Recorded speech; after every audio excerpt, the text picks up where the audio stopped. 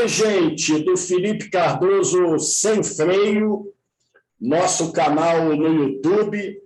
O nosso contato hoje é internacional. Ele mora mal a beça, a gente é que mora bem aqui no Rio, no Brasil. A gente não tem problema nenhum, aqui é tudo maravilhoso.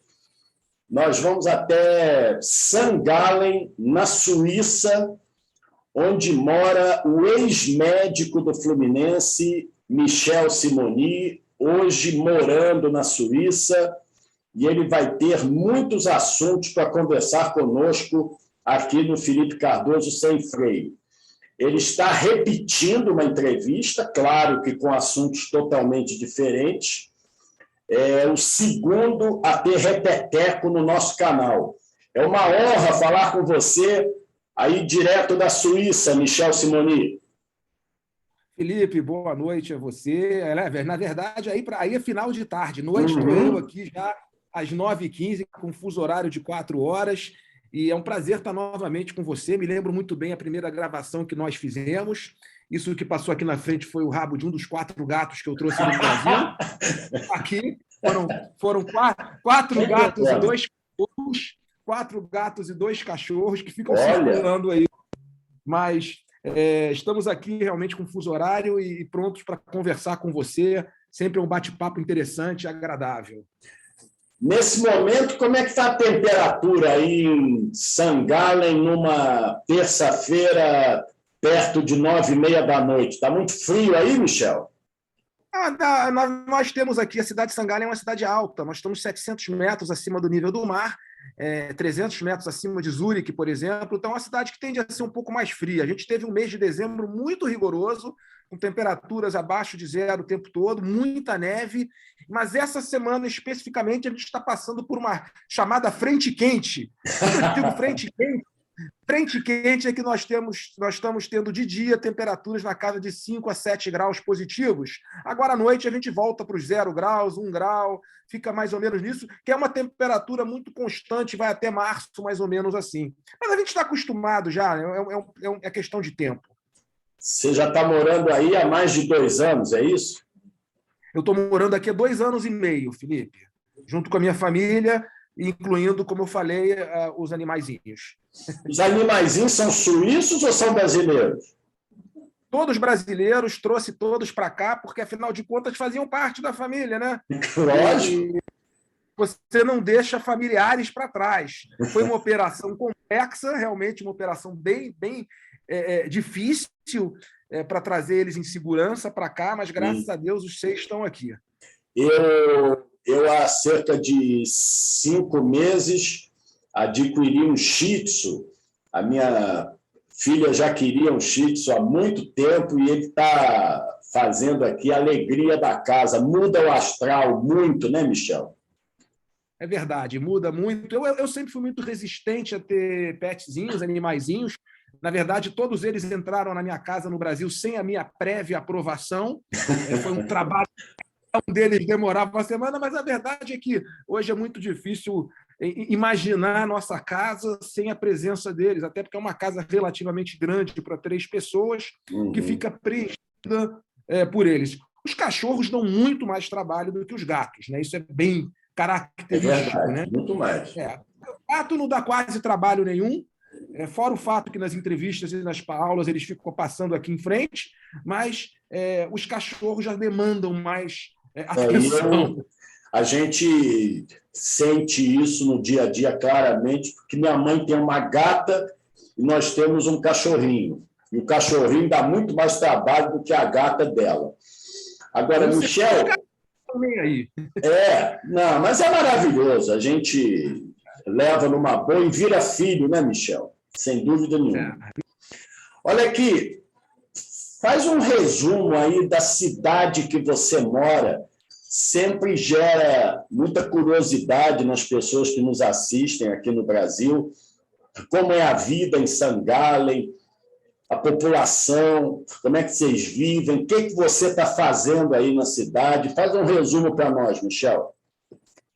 Primeiro começar, Felipe, entendendo por que St. Gallen, a pergunta que todo mundo faz, né? Na verdade, sim, eu sou suíço de cidadania, eu tenho dupla nacionalidade, assim como minha filha, Gabriela, e a decisão que a gente tomou no momento que o Brasil vinha basicamente com muita violência, a minha mulher chegou a ser sequestrada no Rio de Janeiro, aqueles sequestros de ficar o dia sumida, e a gente tomou a decisão que ela, como suíça, teria direito a estudar na Suíça, numa universidade. E aí ela não fala alemão ainda, agora já está falando, eu falo alemão, e a gente inicialmente pensou na Suíça francesa, até que a própria Gabriela descobriu que St. Gallen, que é uma universidade muito conhecida na área de economia e administração, que é a área que ela atua, ela poderia fazer a faculdade em inglês. E como ela vinha da escola americana, estudou sempre em escola americana, o inglês dela já era a língua pátria dela, era um inglês fluente. Então, ela decidiu vir para St. Gallen e, assim, foi uma coisa muito curiosa, porque eu vim a St. Gallen 2 vezes antes de me mudar. Mas a Gabriela e a minha mulher, a Beth, a primeira vez que elas entraram em St. Gallen foi para morar. Elas nunca tinham vindo na cidade antes, muito corajosas. Mais ainda, confiaram no meu gosto de escolher a casa, que inicialmente a gente alugou, 1 ano depois eu comprei a casa. Então, assim, a gente queria morar numa casa, era um sonho que eu tinha, meu, de ter uma casa, não morar num apartamento, pelo menos por algum tempo, e a cidade de St. Gallen foi escolhida por isso. O que acontece é que ela é uma cidade extremamente agradável de se morar. É uma cidade universitária, então tem muitos jovens, é uma cidade pequena, de aproximadamente 80 mil habitantes, mas que tem tudo. Né? Você tem tudo, restaurantes da melhor qualidade. E ela é rodeada por várias pequenas cidades, né? Inclusive, nós estamos a 15 minutos do Lago de Constança, que é o chamado Bodensee, que é um lago lindíssimo, que é um lago que tem as 3 fronteiras, a Suíça ao sul, a Alemanha ao norte e a leste a Áustria, que durante o verão é um barato, é um veraneio. A gente tem temperaturas de julho a agosto na casa de 30, 35 graus. Então, o lago ele vira um fator de recreação. E outra coisa, é muito seguro, quer dizer, é uma cidade extremamente segura. A gente aqui não tem medo de absolutamente nada, se a casa fica aberta, celular na mão, transporte urbano. Então, assim, não tem violência na cidade. Então, é uma cidade muito agradável para a gente morar. Ela é no pé dos Alpes, então o meu lazer principal nos fins de semana, entre março e, digamos, novembro, é andar de moto. Eu tenho uma moto grande. A moto aqui nos Alpes é uma cachaça. Você vê mais moto no fim de semana de sol do que carro, porque os passeios são lindíssimos, passeios que podem ser de 30 quilômetros, como de 400 quilômetros, por dentro dos Alpes suíços. Então, é uma cachaça realmente. E no inverno, eu gosto muito do esporte de esqui. Foi sempre minha paixão o esporte de esqui. Eu estou exatamente hoje 1 hora de uma estação de esqui. Semana passada eu acordei, estava com um dia livre, estava sol, peguei meu carro, dirigi, parei na estação, esquiei e voltei para casa. Sim. Então, eu acho que o que resume a cidade de St. Gallen, assim como outras cidades suíças, é qualidade de vida. Né? Você tem muita qualidade de vida. Obviamente, tudo na vida tem vantagens e desvantagens. Sabe? Dizer que St. Gallen é melhor do que Rio de Janeiro, não é melhor. É diferente apenas, mas não é melhor. Rio de Janeiro é minha cidade natal, onde está minha família, onde estão os meus amigos. Então, a minha vida toda foi, e eu falo isso com muito orgulho. Né? Eu sou carioca e confesso que jamais tinha imaginado algum dia ter que sair do Rio de Janeiro para qualquer coisa. Mas eu sou um cara que gosto de mudanças na vida. Minha vida sempre foi pautada por novas experiências, novos caminhos. Então, assim, nós estamos muito felizes. Eu tenho um carinho muito grande por essa cidade. Eu considero ela, junto com o Rio de Janeiro, a minha casa. É óbvio que substituir 55 anos de Rio de Janeiro não é uma coisa fácil, até porque a nossa cidade é apaixonante. E nós que vivenciamos a década de 80, principalmente, décadas áureas, que eram diferentes, mas eu me sinto muito bem aqui, me sinto em casa. Nós temos alguns amigos, a minha mulher tem mais do que eu, alguns casais, a minha mulher é muito bem entrosada. Tem muitos brasileiros aí, Michel? Tem alguns brasileiros, eu não diria que são muitos, mas é uma quantidade razoável, e nossos melhores amigos são um casal de brasileiros que moram aqui há 20 anos, moram na beira do lago. Nós vamos, inclusive, passar o Ano Novo juntos, fazendo uma festinha, que a gente tem feito. Então, tem uma vida bastante legal. E a minha filha tem um namorado, que é suíço, de Lausanne, da Suíça francesa, está namorando há 1 ano, é um rapaz muito bacana. Então, assim, eu acho que a vida está bem arrumadinha. E, a nível de atividade profissional, eu inicialmente pensei em realmente me aposentar, do ponto de vista de um trabalho como médico, e eu tenho outros negócios. Eu sou sócio de um family office no Brasil, eu trabalho com uma empresa que mexe com tecnologia, uma empresa americana aqui na Suíça, que mexe com prótese de ombro através de navegação, que é tecnologia, inteligência artificial. Mas a verdade é que eu acabei tendo uma demanda muito grande no Brasil ainda. Então, meus pacientes continuaram a me procurar, e eu tenho tentado ir ao Brasil a cada 4 meses. A gente teve esse problema. Eu estive no Brasil em novembro, estou com viagem marcada em março, com pacientes marcados para cirurgia, são pacientes que fazem questão de operar o ombro comigo.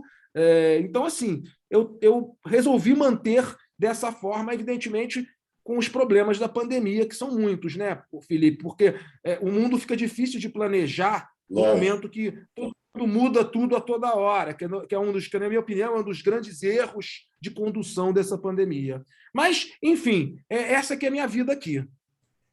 E por esse seu relato, e você resumiu em qualidade de vida, quer dizer, eu imagino realmente como deva ser gratificante morar num lugar em que você tenha segurança, em que você deixe sua casa aberta, enfim. Deve ser muito legal, realmente. A Suíça é um país maravilhoso, eu não conheço, mas todo mundo que já foi à Suíça enche a bola do país, enfim, é um país espetacular. O Michel, o Abel Braga, que foi escolhido de novo técnico do Fluminense, ele móveis e utensílios tricolores, isso não é uma crítica, não, é uma constatação apenas. Ele ficou um período aí no Lugano, você chegou a falar com ele, Michel? Felipe, eu falei com ele uma vez, rapidamente, pelo WhatsApp, ele ficou no Lugano. Lugano é uma cidade na Suíça italiana, e fica mais ou menos daqui da minha casa 3h30, então não é tão perto, é muito perto de Milão, na verdade é uma cidade que fica 35 minutos ao norte de Milão, mais perto, é uma cidade onde a língua é italiana, né? A Suíça, a gente sabe que tem 4 línguas oficiais, isso. 3 são predominantes, o alemão, o francês e o italiano. Então eu não cheguei a ter contato com ele, a não ser uma vez pelo WhatsApp. Ele acabou ficando um curto período, né? Eu imaginei até que talvez quando ele viesse jogar aqui em St. Gallen, no Futebol Clube St. Gallen, o St. Gallen tem um clube de futebol que disputa a primeira divisão. St. Gallen joga a primeira divisão? Não, né? Joga. St. Gallen joga a primeira divisão, o estádio é usado pela seleção suíça, o estádio é uma arena de aproximadamente 25 mil pessoas, construída em cima de um shopping center, com um centro de treinamento do UFC St. Gallen em frente, que tem aproximadamente 10 campos de futebol para todas as bases, é bem estruturado.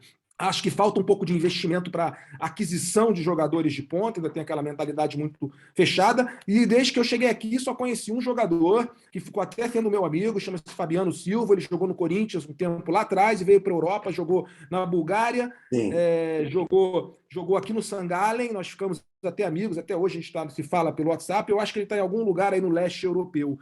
Então eu não tive contato diretamente com o Abel, não tenho há muito tempo. Está dando umas variadinhas no sinal, mas isso é normal. A gente está fazendo um contato Rio de Janeiro, St. Gallen, mas está dando para entender perfeitamente o que você está passando e vai passar para quem vai nos assistir. O Michel, o Flamengo contratou um técnico, Paulo Souza. Ele já dirigiu o Basel. O Basel é o principal clube da Suíça, eu acredito. É o que disputa a Liga dos Campeões junto com o Young Boys. Você ouviu falar alguma coisa do trabalho do Paulo Souza aí na Suíça? Você pode dar algum detalhe para nós ou é difícil para você? Não, Felipe, eu tenho acompanhado muito pouco futebol aqui. A verdade é essa. O Basel realmente ele é o time que atualmente trilha melhor dos suíços, mas já foi o Sion, o Young Boys também. Então isso varia. O Young Boys disputou agora a Liga dos Campeões, a primeira fase. Exatamente. E ano passado, na Liga do ano passado, o Futebol Clube St. Gallen ficou liderando durante a maior parte do torneio, foi cair no final um pouquinho. Mas eu não ouvi, eu sei que ele estava, se eu não me engano, agora treinando a seleção da Polônia, ou algo Isso, assim, né? isso. Mas, não, eu tenho, a verdade é o seguinte, o suíço, ele não fala muito no dia a dia sobre esse assunto, não é que nem essa cachaça brasileira. Ele se Aham. mobiliza com a seleção suíça, até porque a seleção, apesar de ser um país muito pequenininho, ela tem desempenhado um papel bem bacana nos últimos tempos, não é O um jogo time que Brasil e Suíça na Copa 2018, você não morava aí ainda, você estava no Rio. estava no Rio, no empate do Brasil com a Suíça. Não, eu Isso. estava no Rio. Mas quando a Suíça disputou agora a Eurocopa, que chegou a eliminar a Itália, e agora na classificação para a Copa do Mundo, eu torci muito. A gente tem uma coisa de torcer pela seleção suíça, talvez Claro. porque seja uma seleção pequena ainda, com uma fragilidade, com poucas expectativas. Então, quando você derruba um gigante como a Itália, realmente é um motivo de relativa festa. Mas não existe aquela coisa assim. A gente sabe que quando tem jogo do FC St. Gallen, eu moro do lado do estádio. Na verdade, da minha janela eu vejo o estádio. Eu ando para entrar dentro do estádio, são aproximadamente 7 minutos a pé. Né? Então, assim, eu vejo todo o estádio daqui. E a gente vê que para as ruas, tem a torcida organizada, tem batucada que eu ouço aqui de casa, mas o dia a dia, você não entra nos lugares e as pessoas estão falando sobre isso. Não é que nem aí no Brasil, que a gente, em qualquer lugar que Qual vai, é a o gente está. esporte que as pessoas mais comentam na Suíça? Não, eu acho que o futebol hoje a nível de popularidade, um esporte importante. Mas o suíço ele é muito do esporte de inverno. Então, quando chega Claro. essa época, é o esqui na neve, é o hóquei sobre gelos. Então, esses esportes eles são extremamente comuns. Vai chegando dezembro, as estações de esqui vão abrindo, e você começa a ver as pessoas andando nas estações de trem com os esquis nas costas, os campeonatos, quer dizer, você olha, você vai malhar lá na academia de ginástica, que está cheia de televisão, e elas só estão mostrando esportes de inverno. Estão mostrando esqui, estão mostrando Entendi. salto. Então, aqui tem essa coisa: o brasileiro nasce e ganha uma bola, o suíço nasce e ganha um esqui. Não, claro, evidente. Agora, Michel, a tua paixão pelo Fluminense diminuiu depois que você foi morar aí ou a paixão é a mesma? Vocês podem reparar que eu estou com uma camisa retrô do Fluminense aqui, né? Agora que eu vi. Olha Uma só, bonito, hein?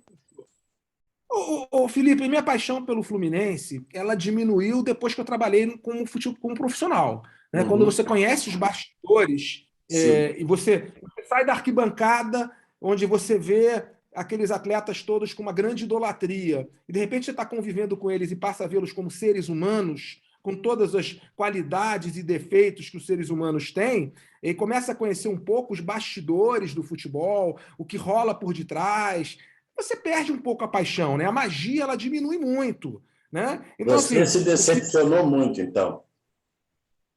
não foi uma decepção porque também não foi muito diferente do que eu esperava. Eu sou uma pessoa que tem muito pé no chão, eu conheço Uhum. as nuances do Brasil, mas assim, você conviver com o futebol, com a forma com que as cobranças são feitas, é completamente diferente do que aquela paixão que você tem na arquibancada. Então, assim, não foi pela viagem que diminuiu a paixão. Eu não diria nem que diminuiu a paixão, Felipe. Eu diria que diminuiu a emoção. Isso é, as conquistas eu não vibraria mais tanto e não sofreria mais tanto Pô, nas derrotas. conquista, não tem conquista mais. 2012 foi o último ano. Mas ali eu já tinha trabalhado com futebol. Então, a conquista de Eu já tinha. 2012, Sim, ela não foi tão assim forte para mim como, por exemplo, foi a conquista de 84, quando sim. eu era um garoto com É. 20 anos de idade, que fui ao Maracanã com uma muleta, porque eu tinha A operado gente o joelho. muda mesmo, né? Então, assim, é que a gente vai. É uma paixão diferente. É óbvio que quando você está envolvido dentro, quando nós ganhamos a Copa do Brasil em 2007, a emoção foi fantástica. Olha, quando a gente ganhou aquele jogo do São Paulo, que talvez para mim tenha sido um dos jogos mais enigmáticos que eu participei Na dentro do campo, Libertadores de na 2008. Libertadores, eu acredito que ali foi muito vibrante porque você fazia parte daquele trabalho, da mesma forma que eu vibrei muito com o América quando eu trabalhei com o Jorginho em Sim. 2006 e nós fomos à final contra o Botafogo da Taça Guanabara. Então Uhum. ali você tem uma coisa de você estar vendo o resultado de um trabalho diário de cobranças, de tensão, de noites mal dormidas, de expectativas. As pessoas não têm noção do que é para um médico liberar um jogador, como, por exemplo, nós tivemos que liberar o Thiago Silva naquela semifinal contra o São Paulo, 2 semanas depois de ele ter uma lesão grave. As pessoas esquecem que ele jogou 2 semanas contra o Atlético Nacional de Medellín,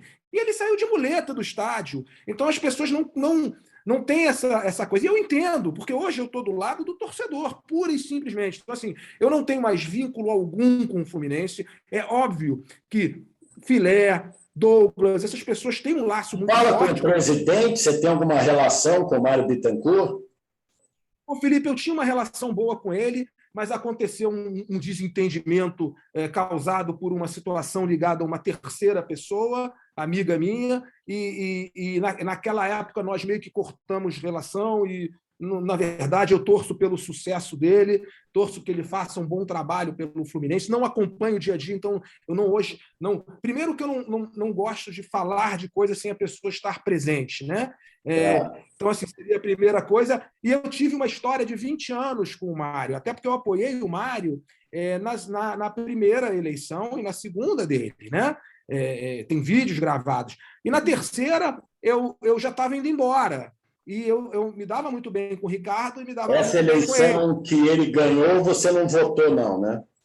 Não, eu já não era mais sócio. Você já estava aí. Eu cortei todos os meus laços com o Brasil, Felipe. Sim. Todos. Eu não tenho sequer domicílio fiscal no Brasil. Não tenho nada no Brasil. Por exemplo, o Netflix, por exemplo, que eu acho que seja o principal site de notícias exclusivas do Flu, você acompanha ele normalmente, as notícias? Você sabe que o Fluminense contratou o Cano, por exemplo? Você já sabe disso? Eu acompanho. Na verdade, assim, as pessoas não sabem, mas em um determinado momento, quando eu saí do Fluminense, eu cheguei a ser colunista da Netflix. Não sabia. Isso foi rápido, porque para mim era um trabalho que me demandava uma coisa que eu não podia fazer. Então, eu me dou bem com o Paulo, com o Leandro. Na verdade, o Felipe, eu sempre construí uma relação sólida com as pessoas, principalmente da mídia. Não é ser unanimidade. Ninguém gosta de todo mundo, não existe. Você vai ter sempre alguém que não vai ter sintonia. Mas assim, eu acho que a relação que eu criei com a imprensa, as amizades, eu acho que o próprio caso do Rafa, que nós conversamos na nossa entrevista que tivemos aí, que fez agora 10 anos, né? Eu tive com o Rafa no Brasil no passado. Nós fizemos uma pequena reunião na casa do Simvolide, somente o Rafa e os médicos que trataram dele. Foi uma reunião bastante emocionante. Ele vai escrever até um livro agora. Então, exatamente, eu sei disso. Ele vai escrever um livro e ele me intimou a estar presente no lançamento, mesmo morando do outro lado do oceano. Esse lançamento inicialmente tinha uma data teoricamente pré-marcada, mas ele, aconselhado pelo editor, resolveu esperar o livro andar do que eventualmente pré-marcar uma data e ter que ficar eu estou fazendo a mesma coisa, viu, Michel? Eu estou escrevendo um livro sobre meus mais de 30 anos de carreira. Imagino lançá-lo depois do Carnaval, mas eu acho ainda meio precoce afirmar isso. Eu espero não lançar no mesmo dia do Rafael, senão você vai ter que ir a 2, hein? Não acredito, Felipe, porque o Rafa, eu acho que o lançamento dele vai ser para o meio do segundo semestre. Essa é a visão que eu tenho, pelo que a gente teve junto. Mas eu acho assim, você vai vir ao Rio de Janeiro 2 vezes, pelo menos ano que vem, no meu lançamento e no lançamento do Rafael. Eu estou achando que ano que vem eu vou ao Brasil 3 vezes, na verdade, porque meus pais moram no Brasil. Minha mãe tem 88 anos, meu pai tem 86. Então, assim, eu fico hospedado na casa deles e eu sei a alegria deles em eu estar presente. Então, eu procuro. Na verdade, assim, eu não tenho problema em pegar um avião e ir para o Brasil. O problema foi só a pandemia. Quer dizer, a gente não consegue fazer previsões de nada, porque é uma bateção de cabeça, cada governo faz uma coisa. Loucura. Não vamos falar muito disso ainda. É uma loucura. Olha, sinceramente, eu fico imaginando como vai ficar esse país em 2022, né, com eleições, essa radicalização maluca na política. Eu estou muito preocupado, viu, Michel? Muito, muito mesmo. pandemia foi mal conduzida no mundo inteiro, talvez pelo desconhecimento do problema. O Brasil ele tem hoje, Randinho, uma polaridade política muito aguda, e o que você falou, vai entrar num ano talvez de recuperação, eu tenho a esperança, nós vamos falar depois de pandemia, que a Omicron vai estar sendo um furacão hoje de casos no planeta, está sendo na Europa e nos Estados Unidos, mas que ela já é uma variante de adaptação, e eu tenho a fé, eu sou um otimista nato, não tem como tirar isso de mim. Mas o Brasil vai entrar, talvez, num período onde vai ter isso, e, além disso, a questão eleitoral, que vai ser uma confusão que é difícil até imaginar. Aí, na Suíça, essa variante Ômicron ela já está se proliferando muito, aí na tua cidade, por exemplo. A Omicron na Suíça já equivale a mais de 60%, 50% a 60% dos casos. Olha. Então, nós estamos com mais ou menos 60%, 50% a 60% de Omicron e o resto de Delta. Então, assim, os casos estão muito elevados. Nós temos uma média de 12, 13 mil casos por dia, que é muito alto, e provavelmente vamos chegar em janeiro a quase 20 mil casos dia, porque os jovens estão sendo bastante afetados, são os infectados principalmente pela Omicron. E a questão da vacinação aí na tua cidade, tem muito negacionista por aí, Michel? A Europa é tradicional por ter muita gente que não se vacina, né? Uhum. A gente tem hoje, a gente bateu 65% de vacinados no país, com muito sacrifício, demoraram agora 2, 3 meses. Não, mas eles, assim, com muito sacrifício, muita restrição, conseguiram pular de 65 para 68. Isso você fala 2 doses ou uma? 2? 2. Eu tomei a terceira hoje. Minha terceira hoje. Eu ia tomar já 2 semanas atrás, mas eu tinha um check-up para fazer, e eu resolvi primeiro fazer o check-up e depois a vacina. Eu acho que a questão... Sabe cuidar de médico? Oi? Médico sabe cuidar de médico? Sabe, claro, a gente trata de muito médico e a gente é tratado por muito médico. É óbvio que somos mais rebeldes em alguns aspectos. Mas, assim, a Europa tem muita coisa conservadora. Então, o leste europeu vacinou muito pouco. A Ucrânia vacinou 20% da população. Então, você vê e percebe que nesses países o índice de hospitalizações e óbitos eles fica extremamente elevado. Mas essa resistência que o europeu tem em se vacinar, você tem os motivos para isso? O que você acha? Quais são os motivos disso?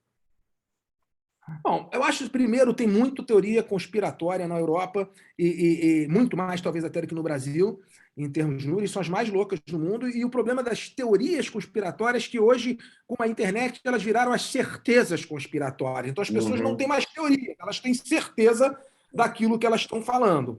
Mas eu sempre procurei ver o ser humano na sua amplitude. Eu não sou radical, não gosto de política, não confio em político, tenho pânico de política. Essa política do Brasil, para mim, ela me deixa absolutamente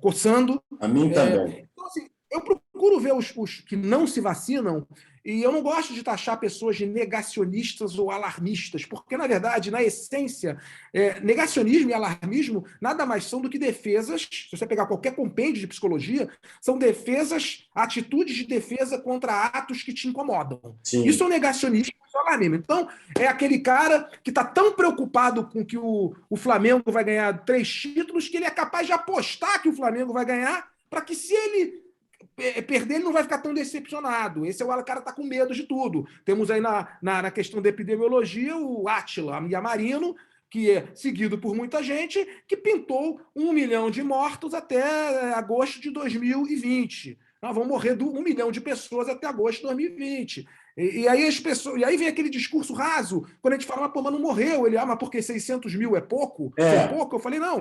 600 mil não são poucos. Na verdade, 1 para mim é muito. Mas 600 mil são menos que 1 milhão, que são menos que 2 milhões. E bem menos.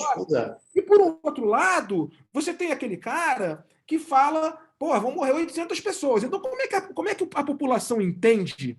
Se você tem dentro de um país dois especialistas, como, por exemplo, vamos falar do professor Dr. Anthony Wong, que faleceu de Covid, Sim. e o Yamarino, e um fala que vai morrer, que morrerão 2.000 pessoas, o outro fala que vão morrer 1 milhão.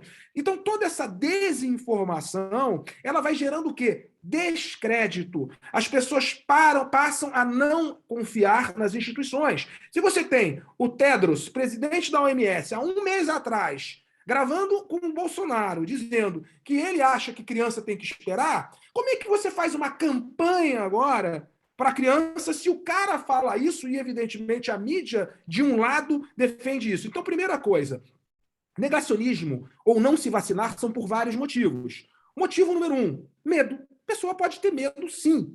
Não é desumano a pessoa ter medo. A cabeça dela está tonta, ela não é preparada, ela ouviu 1000 informações, então ela tem medo. A segunda, que é muito comum na Europa, a pessoa não quer se sentir obrigada. Olha só, eu não quero me obrigar a vacinar. Eu não quero me sentir obrigado. Eu conheço gente aqui na Suíça que falou para mim o seguinte, olha, mês que vem eu vou me vacinar. Aí a Suíça começou a flertar com obrigatoriedade, ele falou, agora eu não me vacino mais. Então ele mudou de opinião. Então esse é o segundo motivo. O terceiro motivo, pessoas que acham que o custo-benefício é ruim. Então eu estava conversando com o irmão do namorado da minha filha, que tem 28 anos. Só que eles veem a realidade da Suíça. Então, só para você ter uma noção, entre 10 e 19 anos, na Suíça, morreu uma pessoa na pandemia. Uma contra 3.000 no Brasil. E entre 5 e 11 anos, morreram 2, e ambos doentes. Então, o que o cara fala? Olha, eu não tenho nada contra a vacina, se precisar alguma hora eu vou me vacinar, mas nesse momento, eu li aí que tem complicação, por que eu vou me vacinar se não morre ninguém na Suíça? Então, a cabeça dele... Agora, desculpe, você entra na terceira. Você tem a terceira categoria, que são aqueles caras que não vão se vacinar de jeito nenhum. Sim. Porque não acreditam que é chip, acreditam que vão morrer daqui a 3 anos. Olha, o Donald Trump, há 3 dias atrás, deu uma entrevista dizendo o seguinte, as vacinas salvam vidas, eu me vacinei e a vacina contra a Covid foi uma das maiores invenções da humanidade. Donald Trump, pode olhar na mídia. No dia seguinte, chegou à conclusão. Mais de metade dos seguidores dele continuam dizendo que não vão se vacinar. Uhum. Por quê? Porque tem esse... E outros, agora que ele vai se vacinar, eu também vou me vacinar. Então, os motivos que levam uma pessoa a não se vacinar estão muito longe de serem negacionismo. Se você não conseguir entrar na do ser humano, você não consegue melhorar. O que está ocorrendo, a gente já vai fechar a primeira parte da entrevista para a gente retomar com você. Aqui, por exemplo, há uma coisa impressionante. As TVs fechadas que falam de Covid, que falam de pandemia o tempo todo, eu, sinceramente, eu já me vacinei, já tomei as 3 doses, 2 AstraZeneca e 1 Pfizer. Minha esposa vai tomar a terceira dose. Quando liberar a vacina para minha filha, que tem 10 anos, ela vai tomar também, certamente tomará. Minha mãe já tomou as 3 doses, minha sogra já tomou as 3 doses. Agora, por exemplo, quando eu assisto a TV Jovem Pan, eu fico horrorizado, porque eu fico assim, meu Deus do céu, será que essa vacina ela é eficiente mesmo? Porque do jeito que eles falam, Michel, parece que é uma porcaria. Aí você vai para a Globo News, a gente ouve Átila Yamarino, como você falou, a gente ouve a Margarete Dalcomo, que eu tenho enormes restrições, eu acho que ela, pelo que ela fala, acho que a pandemia só vai acabar quando o Ibis for campeão brasileiro, viu, Michel? Aí a pandemia vai acabar, segundo a Margarete. Então a gente fica também um pouco perdido, apesar de eu acreditar nas vacinas totalmente e na efetividade, na eficácia, a gente ouve tanta coisa ao contrário que a gente até se questiona, Michel. É verdade, Felipe. Isso eu tenho trabalhado muito em cima disso, eu tenho conversado, inclusive você vê que no Twitter eu procuro fazer sempre um contraponto em cima de situações, mas eu me atenho a uma coisa que eu chamo ciência despolitizada. O que é ciência despolitizada? Eu leio, eu acredito em pessoas que fazem ciência sem viés político, o que não é o caso dessas pessoas que você mencionou, na sua grande maioria, dos 2 lados, porque fazem ciência com viés político, tá? Para chegar a determinadas conclusões. Eu só acho apenas que a gente tem que ser coerente. Falta coerência nas assertativas das pessoas. Eu dou vários exemplos para isso, tá? Quando veio a Copa América, foi aquele fuzilamento sobre a Copa América. Olha só, para mim, Copa América eu nem vi nenhum jogo, eu nem sei o que aconteceu, tá? Não sei o que houve da Copa América. Eu sei o seguinte: você pode procurar no meu Facebook.